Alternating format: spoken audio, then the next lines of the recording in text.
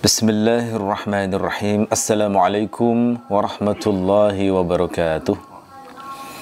Alhamdulillahi wa kafa, wassalatu wassalamu ala nabiyil mustafa Muhammadin ahli sidqi wal wafa.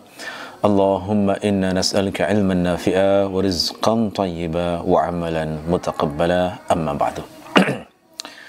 Topik yang kita bahas pada kesempatan kali ini adalah hukum berobat. Hukum berobat adalah sunnah.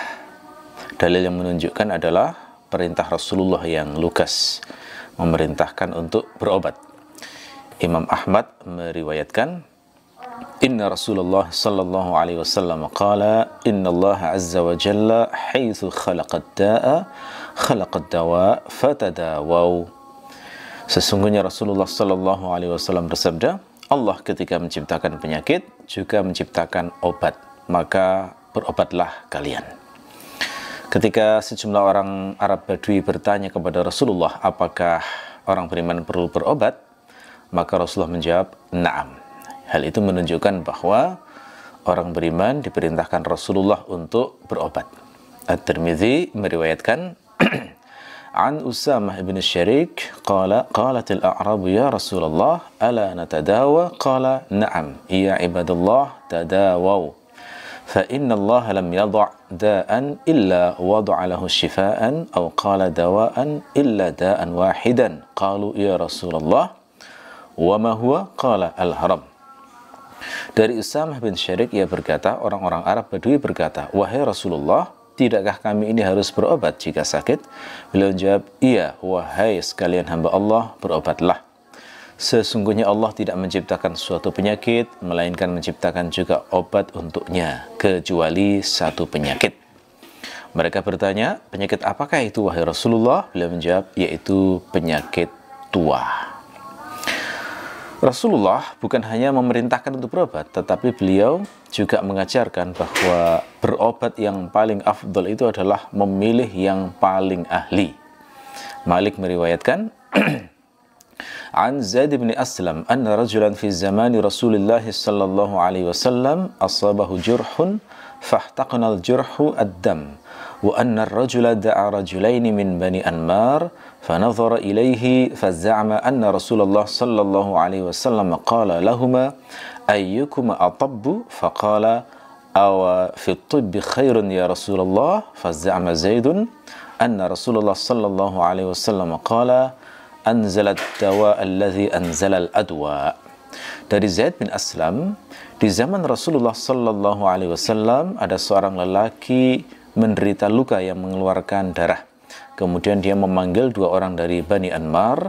Keduanya lalu menjenguk seraya bercerita bahwa Rasulullah sallallahu alaihi wasallam pernah bertanya kepada mereka berdua, siapa di antara kalian yang paling pandai mengobati?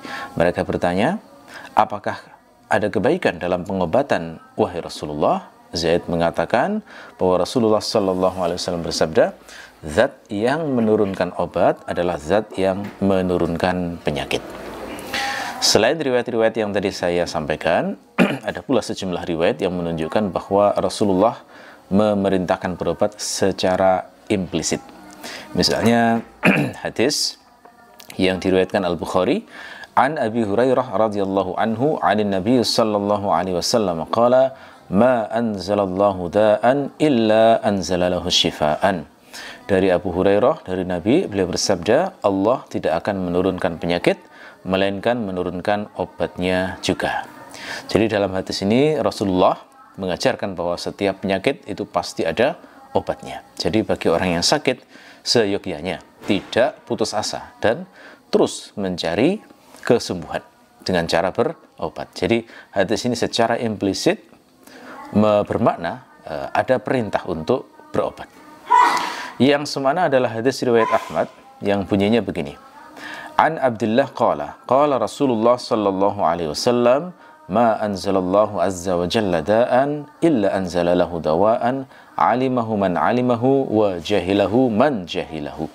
Dari Abdullah, ia berkata, Rasulullah sallallahu alaihi wasallam bersabda, Allah tidak menurunkan penyakit, melainkan dia turunkan pula penawarnya, yang diketahui oleh orang yang mengetahuinya, dan tidak diketahui oleh orang yang memang tidak mengetahuinya. Termasuk juga ada riwayat Muslim. An Jabir an Rasulillah sallallahu alaihi wasallam annahu qala likulli da'in dawa'un fa idza usiba dawa'at da'i bara'a bi idznillah azza wa jalla. Dari Jabir, dari Rasulullah, beliau bersabda, setiap penyakit ada obatnya. Apabila ditemukan penyakit, apabila ditemukan obat yang tepat untuk suatu penyakit, maka akan sembuhlah penyakit itu dengan izin Allah. Sampai sini bisa disimpulkan bahwa riwayat-riwayat hadis Nabi itu banyak yang menunjukkan bahwa umat Islam itu diperintahkan untuk berobat, baik yang bersifat lugas dan eksplisit maupun perintah yang sifatnya tidak langsung atau implisit. Nah, perintah Rasulullah itu mungkin saja difahami itu wajib. Hanya saja ada sejumlah riwayat yang menjadi indikasi, yang menjadi qarinah bahwa perintah berobat itu ternyata tidak bermakna wajib, tetapi sunnah. Nah, di antaranya adalah hadis yang diriwayatkan oleh Al-Bukhari, begini lafadznya. Ani bin Abbas anna Rasulullah sallallahu alaihi wasallam qala yadkhulul jannah min ummati 70,000 bighairi hisabin. Humul ladzina la yastarqun wa la yatadayyarun wa ala rabbihim yatawakkalun. Dari Ibnu Abbas bahwasanya Rasulullah sallallahu alaihi wasallam bersabda, ada 70.000 orang dari umatku yang masuk surga tanpa hisab, yaitu yang tidak meminta diruqyah, tidak melakukan tatayyur, dan hanya bertawakal kepada Tuhan mereka.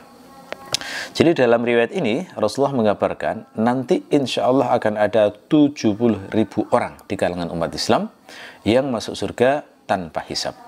Ciri mereka apa? Ciri mereka adalah saat mereka hidup di dunia, mereka itu punya rasa tawakal yang sangat kuat, sehingga mereka tidak bersedia diobati dengan cara ruqyah maupun cara yang lainnya. Jadi riwayat ini menunjukkan bahwa orang yang tidak berobat itu tidak dicela. Nah, karena itu riwayat ini menjadi indikasi bahwa perintah berobat yang diperintahkan Rasulullah dalam riwayat-riwayat sebelumnya itu bermakna sunnah, bukan wajib. Riwayat lain yang menunjukkan bahwa berobat bisa ditinggalkan adalah hadis yang diriwayatkan oleh Al-Bukhari. Lafadznya begini. An Imran Abi Bakr qala haddatsani Atha ibn Abi Rabah qala li Ibn Abbas ala urika imra'atan min ahli al-jannah qultu bala qala hadhihi al-mar'atu as-sawda atat an-nabiy sallallahu alaihi wasallam faqalat inni usra'u wa inni atakashafu fad'u Allah li qala in syi'ti sabarti walakil jannah wa in syi'ti da'autu Allah an yu'afiyaki faqalat asbiru faqalat inni atakashafu fad'u Allah li an la atakashafa fada'a laha. Dari Imran Abi Bakr, dia berkata, telah menceritakan kepadaku Atha bin Abi Rabah, dia berkata, Ibnu Abbas pernah berkata kepadaku, maukah aku tunjukkan kepadamu seorang wanita dari penduduk surga? Jawabku, tentu. Dia berkata, wanita berkulit hitam ini. Dia pernah menemui Nabi sambil berkata, sesungguhnya aku menderita epilepsi dan auratku sering tersingkap. Maksudnya ketika kambuh. Maka berdoalah kepada Allah untukku. Beliau bersabda, jika kamu berkenan, bersabarlah, maka bagimu surga.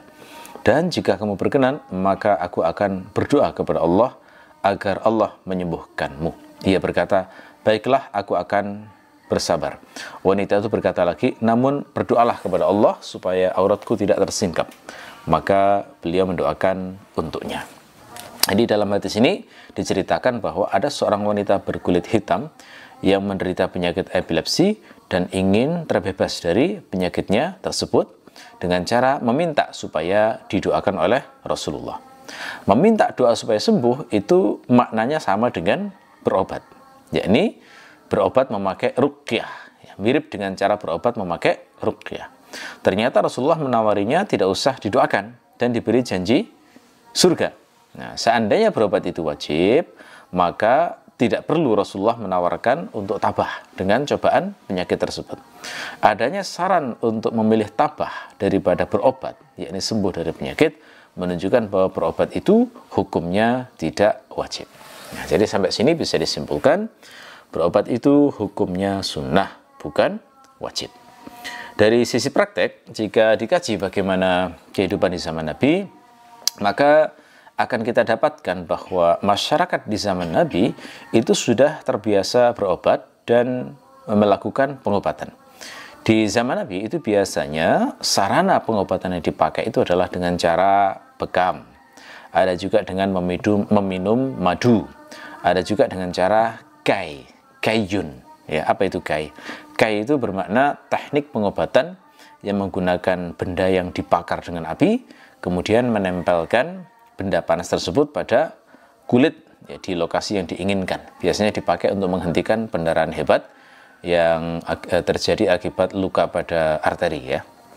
Al-Bukhari meriwayatkan An Ibnu Abbas radhiyallahu anhuma qala asy-syifa'u fi thalathatin syarbati asalin wa syaratati mihjamin wa kayyati narin wa anha ummati 'anil kayy.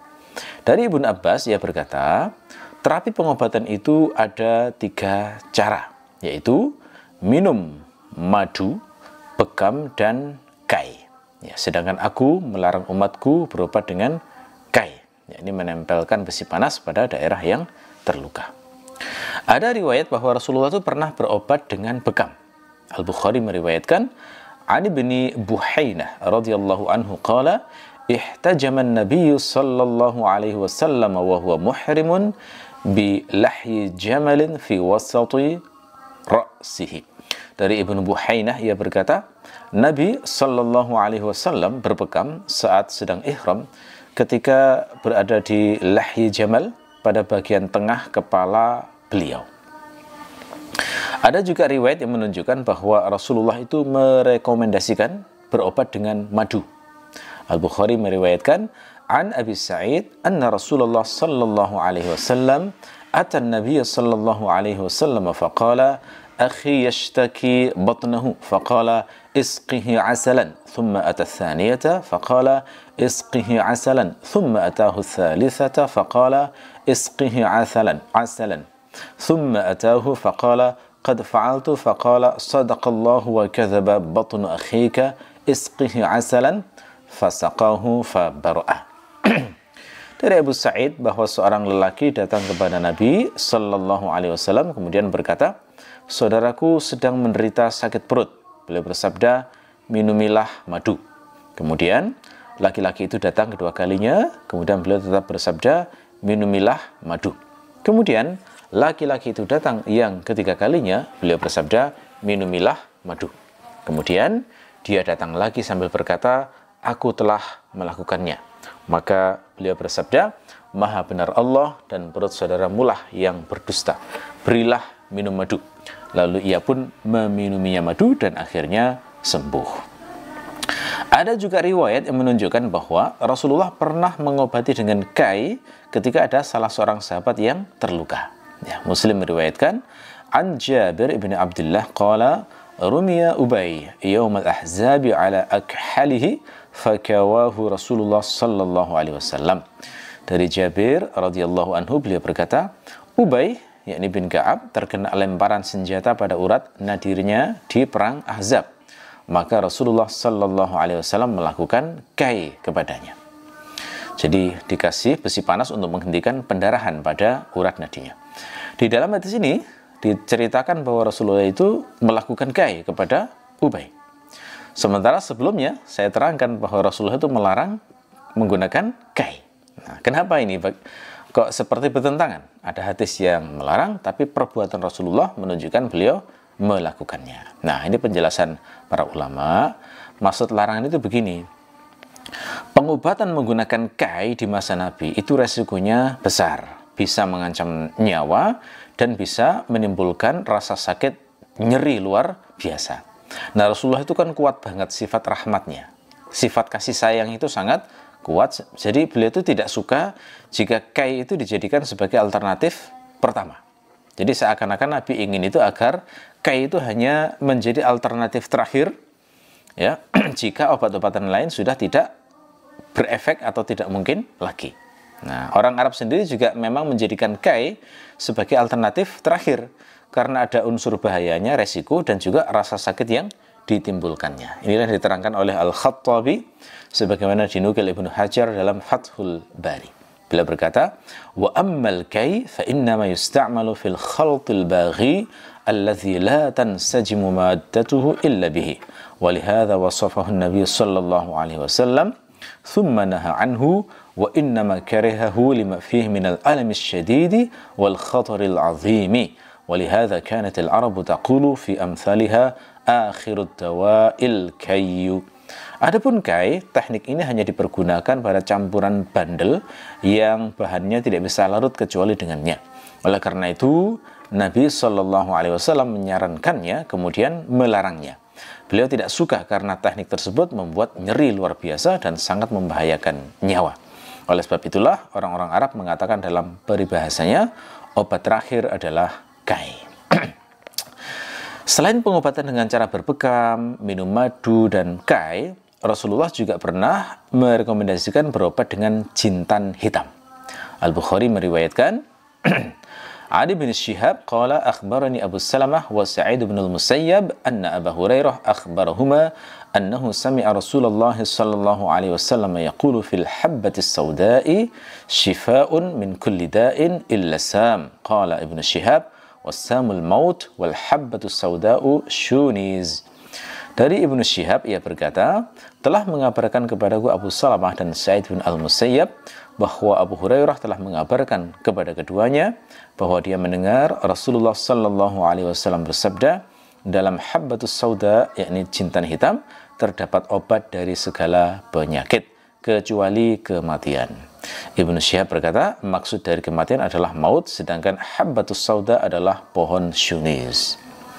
Semua riwayat-riwayat ini menunjukkan bahwa aktivitas berobat itu sangat biasa dilakukan di zaman Nabi dan menguatkan penjelasan bahwa hukum berobat itu hukumnya sunnah. Mazhab Syafi'i menegaskan bahwa hukum berobat itu memang as-sunnah. An-Nawawi berkata dalam kitab Al-Majmu' wa yastahabbu tadawi lima dzakarahu al-musannifu ma'a ghairihi min al-ahadits al-masyhurah fi tadawi. Disunahkan untuk berobat berdasarkan apa yang disebutkan oleh pengarang dan juga hadis-hadis masyhur yang lain terkait berobat. Demikian pula Asy-Syirbini dalam kitab Mughnil Muhtaj. Beliau berkata, wa yusannu lil maridi at-tadawi. Disunahkan bagi orang yang sakit untuk berobat. Kata Ibnu Taimiyah, sepengetahuan beliau, tidak ada satupun salaf yang mewajibkan berobat. Ibnu Taimiyah berkata, walastu a'lamu salifan aujabat tadawi wa innama kana katsirun min ahli al-fadli wal ma'rifah yufaddilu tarkahu tafaddulan wa ikhtiyaran. Saya tidak mengetahui salaf yang mewajibkan berobat. Hanya saja mayoritas orang yang memiliki keutamaan dan pengetahuan mengutamakan tidak berobat, baik karena menganggap itu utama atau pilihan. Termasuk Asy-Syirbini yang menukil dari Al-Qadhi Iyad bahwa berobat memang tidak wajib.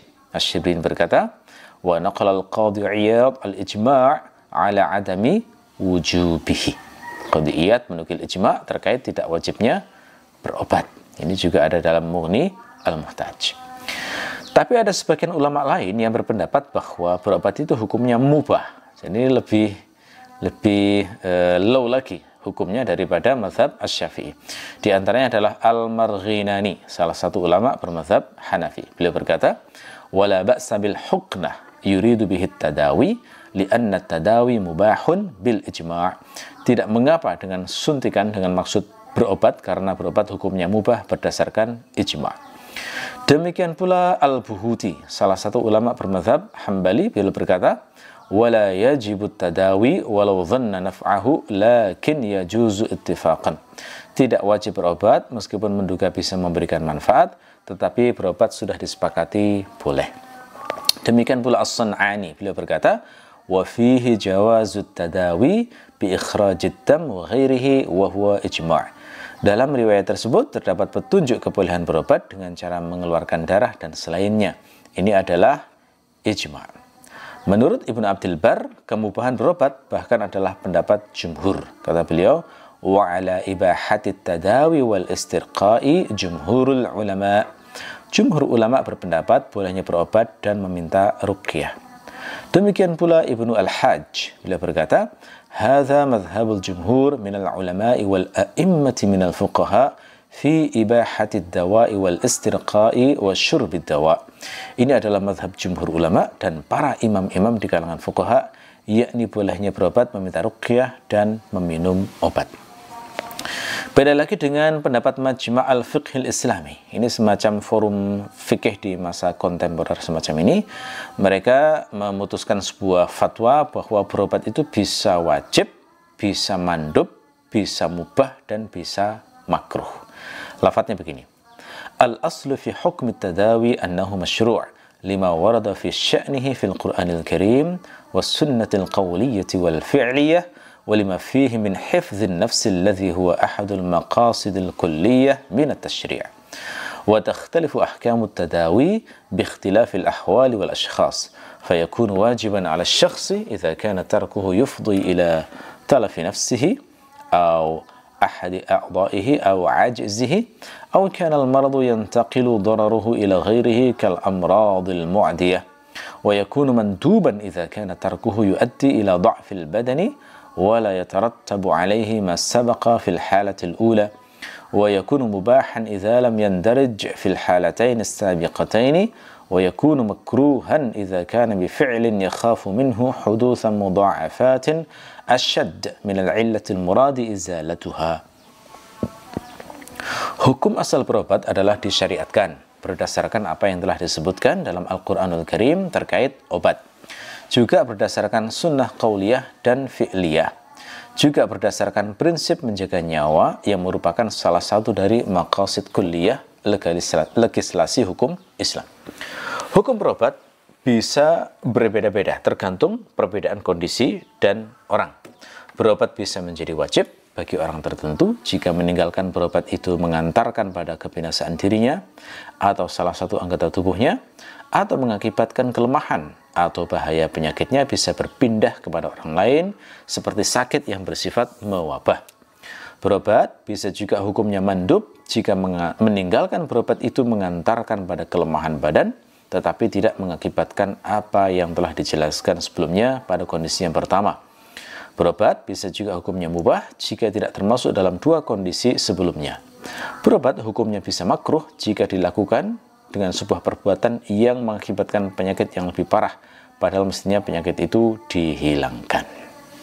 Ya, jadi disimpulkan bahwa hukum berobat itu sunnah, dan menurut pendapat Majma' al-Fiqh itu bisa berubah-ubah tergantung kondisi dan situasi. Sementara ada juga ulama yang berpendapat hukumnya adalah mubah.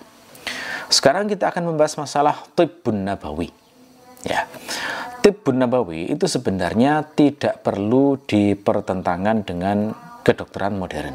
Jadi tidak ada maknanya ya mempertentangkan tibbun nabawi dengan kedokteran modern. Arus yang berusaha mempertentangkan sebenarnya itu terbit dari kesalahpahaman terhadap kedokteran modern, sebagaimana juga salah paham terhadap tibbun nabawi. Kebanyakan dari mereka yang anti dengan kedokteran modern itu terlalu dikuasai oleh teori konspirasi dan selalu curiga dengan apa yang berasal dari barat.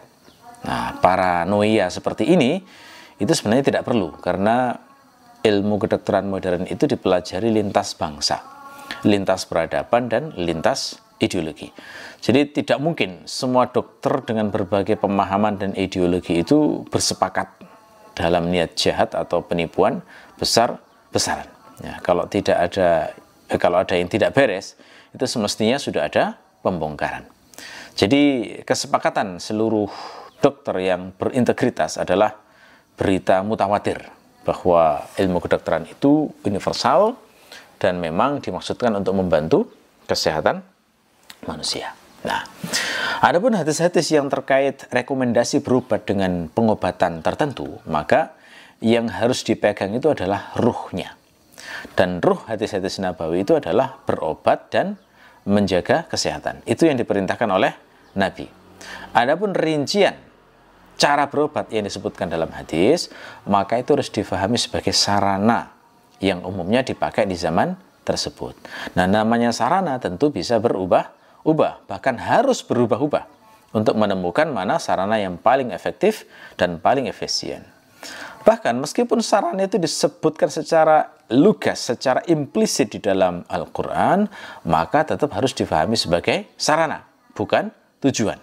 Nah, nanti kalau sarana difahami sebagai tujuan, itu bahaya, bisa terjadi kejumutan dan kemunduran. Saya ambil contoh misalnya ya.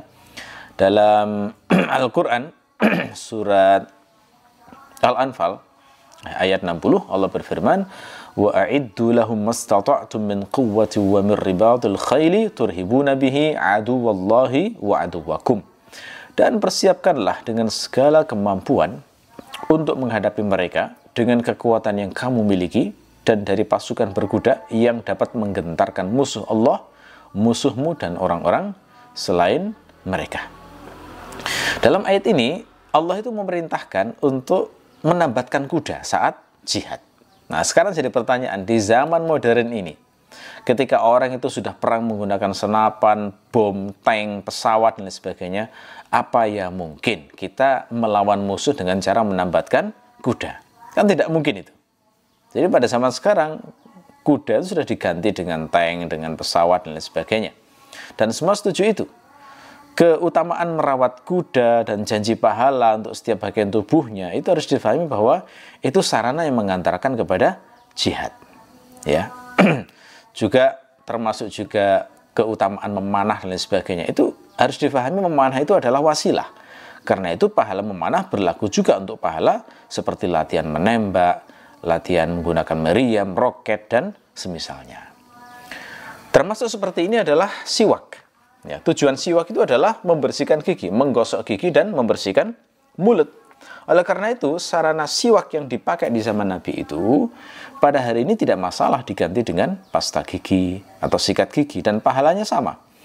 Itu sama seperti juga kasus makan menggunakan 3 jari. Itu wasilah. Esensinya adalah tawaduk. Jadi hadis tentang makan memakai 3 jari itu tidak menghalangi makan pakai sendok dan garpu di zaman sekarang. Juga termasuk masalah menjilat sisa makanan pada jari atau piring ya. Itu esensinya adalah jangan menyia-nyiakan nikmat Allah ya, dan akhlak tawadhu itu yang semacam itu. Karena orang sombong di zaman dulu itu menganggap sisa makanan tidak makan nggak masalah karena dia adalah orang kaya. Jadi menjadi aneh kalau orang bersikukuh makan dengan 3 jari atau menjilat sisa makan pada jari, tapi jauh dari akhlak tawadhu, akhlak mensyukuri nikmat Allah sekecil-kecilnya dan akhlak berhemat. Nah, beberapa makanan kan juga tidak mungkin memakai 3 jari, misalnya makanan berkuah, semisal soto, bakso dan semisalnya itu ya. Jadi tidak relevan itu jika dipahami saklek, dipahami sebagai sebuah tujuan. Termasuk juga istinja dengan batu. Tujuannya adalah untuk membersihkan, sehingga orang itu kalau misalnya mengganti batu dengan tisu tidak masalah. Ya, termasuk juga lantai masjid Nabi berupa kerikil. Ya, masjid tidak berpintu di zaman Nabi yang membuat anjing bisa keluar masuk, atau atap masjid dari pelepah kurma, atau menyinari masjid dengan lampu minyak.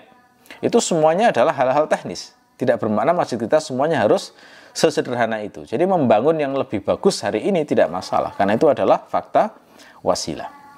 Termasuk perintah untuk menjadikan besaran atau satuan berat dengan memakai ukuran penduduk Mekah, sementara untuk satuan volume itu disuruh memakai ukuran penduduk Madinah. Itu semua adalah fakta wasilah.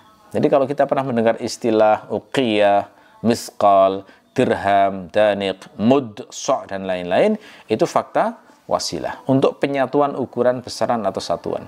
Jadi kalau zaman sekarang kita pakai istilah kilogram, kuintal, ton, liter, kubik, nggak masalah, karena itu adalah fakta wasilah.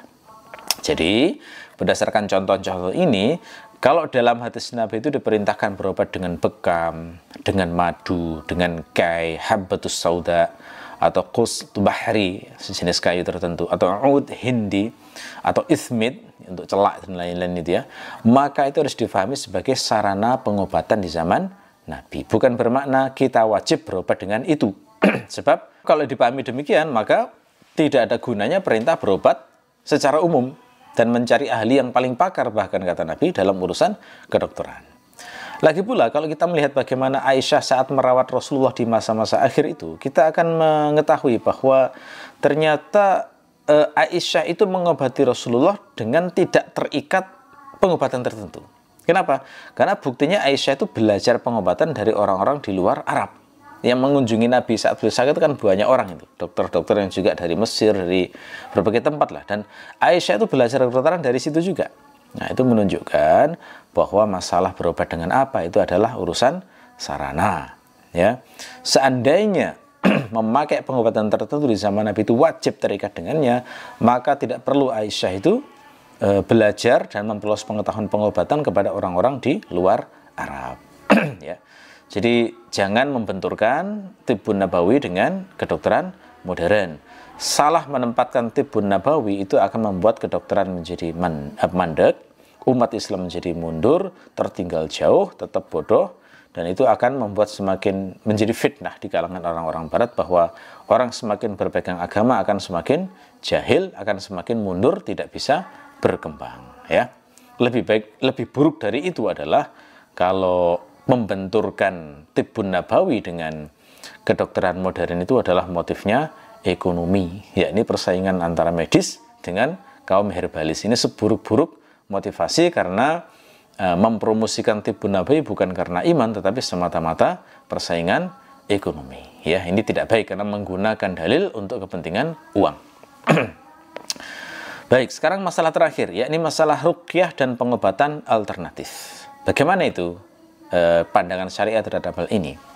Jawabannya adalah tidak masalah berobat dengan ruqyah sebagai salah satu alternatif pengobatan.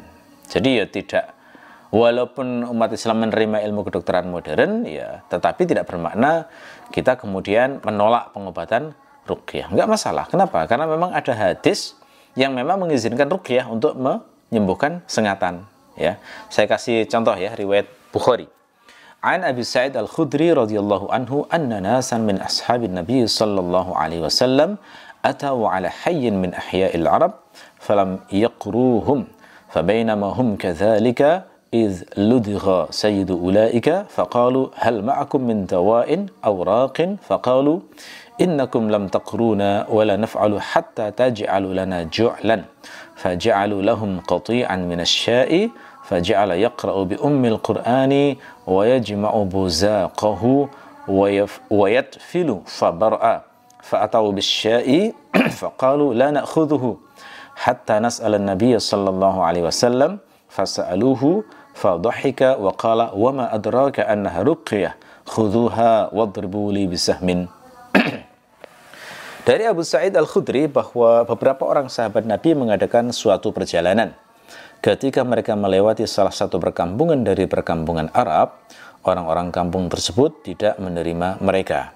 Ketika sikap mereka masih seperti itu, seorang pemimpin mereka terkena sengatan kalajengking, lalu mereka pun berkata, apakah di antara kalian ada yang mempunyai obat atau seorang yang bisa meruqyah? Lalu para sahabat Nabi pun berkata, sesungguhnya kalian tidak mau menerima kami, tidak mau menjamu kami, maka kami pun tidak akan melakukannya hingga kalian memberi imbalan kepada kami. Akhirnya mereka pun berjanji akan memberikan beberapa ekor kambing. Lalu seorang sahabat Nabi membaca Ummul Quran, maksudnya Fatihah, dan mengumpulkan ludahnya seraya meludahkan kepada laki-laki tersebut sampai dia sembuh. Kemudian orang-orang kampung itu memberikan kepada sahabat Nabi beberapa ekor kambing. Namun para sahabat Nabi berkata, kita tidak akan mengambilnya hingga kita bertanya kepada Rasulullah Sallallahu Alaihi Wasallam tentang hal ini. Lalu mereka bertanya kepada Nabi tentang pemberian itu hingga membuat beliau tertawa. Beliau bersabda, siapa yang mengajari kalian bahwa surat Al-Fatihah itu ruqyah? Ambillah pemberian tersebut dan berilah bagiannya untukku. Ya. Termasuk juga ada riwayat Rasulullah mengizinkan meruqyah untuk mengobati sengatan kalajengking. An Jabir qala kana li khalun yarqi min al-aqrab fanaha Rasulullah sallallahu alaihi wasallam 'anil ruqa qala fa'atahu faqala ya Rasulullah innaka nahaita 'anil ruqa wa ana arqi min al-aqrab faqala man istata'a minkum an yanfa'a akhahu falyaf'al. Dari Jabir dia berkata, pamanku bisa menyembuhkan sengatan kalajengking dengan ruqyah, sementara Nabi Shallallahu Alaihi Wasallam melarang ruqyah. Kemudian pamanku itu menemui Rasulullah seraya bersabda, ya Rasulullah, engkau telah melarang ruqyah, sedangkan aku bisa mengobati dengan ruqyah dari gigitan kalajengking. Jawab beliau, siapa yang sanggup di antara kalian menolong saudaranya, hendaklah dilakukannya. Jadi riwayat ini memberi kesan Rasulullah melarang ruqyah, tetapi membolehkan. Nah, itu makna membolehkan ketika didatangi oleh seorang pakar ruqyah di zaman tersebut dengan mengatakan siapapun yang sanggup di antara kalian menolong saudaranya hendaklah dilakukannya. Ini maksudnya bagaimana? Maksud larangan Nabi dalam riwayat yang lain. Nah, ini penjelasan para ulama adalah yang dilarang Nabi itu adalah kalau ruqyahnya itu mengandung bacaan syirik. Nah, sementara kalau ruqyahnya tidak mengandung bacaan syirik dan bisa bermanfaat, maka silahkan saja dilakukan. Ya, misalnya ada riwayat Muslim di sini saya bacakan. An Auf ibn Malik al-Ashja'i qala kunna narqi fil jahiliyah faqulna ya Rasulullah kaifa tara fi dhalika faqala i'ridu alayya ruqakum la ba'sa birruqa ma lam yakun fihi syirkun. Dari Auf bin Malik al-Ashja'i dia berkata, kami biasa mengobati dari ruqyah pada masa jahiliyah. Lalu kami bertanya kepada Rasulullah sallallahu alaihi wasallam, ya Rasulullah, bagaimana pendapat Anda tentang ruqyah? Jawab beliau, bacakan ruqyahmu itu di hadapanku. Ruqyah itu tidak ada salahnya selama tidak mengandung syirik. Boleh juga mengambil upah bahkan dengan pengobatan memakai ruqyah. Al-Bukhari meriwayatkan, An Ibn Abbas, anna nafaran min ashabin Nabi sallallahu alaihi wasallam marru bima'in fihim ladighun aw salimun fa'arada lahum rajulun min ahli al-ma'i faqala هل فيكم من راق إن في الماء رجلا لديغا أو سليما فانطلق رجل منهم فقرأ بفاتحة الكتاب على الشاء فبرأ فجاء بالشاء إلى أصحابه فكرهوا ذلك وقالوا أخذت على كتاب الله أجرا حتى قدموا المدينة فقالوا يا رسول الله أخذ على كتاب الله أجرا فقال رسول الله صلى الله عليه وسلم Inna ahaqqa ma akhadtum alaihi ajran kitabullah. Dari Ibnu Abbas bahwa beberapa sahabat Nabi Sallallahu Alaihi Wasallam melewati sumber mata air di mana terdapat orang yang tersengat binatang berbisa. Lalu salah seorang yang bertempat tinggal di sumber mata air tersebut datang dan berkata, adakah di antara kalian seseorang yang pandai meruqyah? Karena di tempat tinggal dekat sumber mata air ada seseorang yang tersengat binatang berbisa. Lalu salah seorang sahabat Nabi Shallallahu Alaihi Wasallam pergi ke tempat tersebut dan membacakan Al-Fatihah dengan upah seekor kambing. Ternyata orang yang tersengat tadi sembuh. Maka sahabat tersebut membawa kambing itu kepada teman-temannya. Namun teman-temannya tidak suka dengan hal itu. Mereka berkata, kamu mengambil upah atas kitabullah.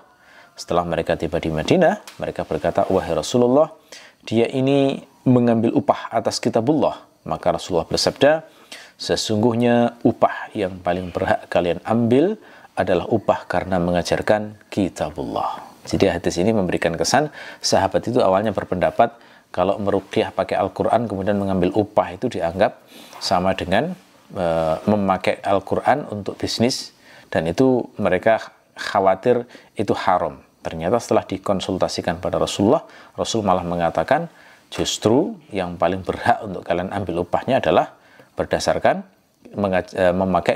mengajarkan kitabullah. Ya.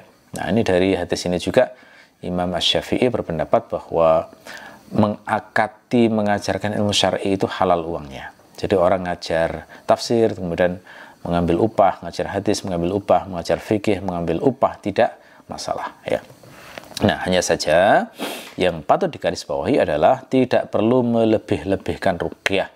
Seakan-akan segalanya selesai dengan ruqyah. Semua penyakit selesai dengan ruqyah. Menuduh setan penyebab segala penyakit, bahkan memusuhi ilmu kedokteran yang berbasis penelitian. Apalagi sampai dituduh sebagai konspirasi kapitalisme dan lain sebagainya. Ini terlalu paranoid ya.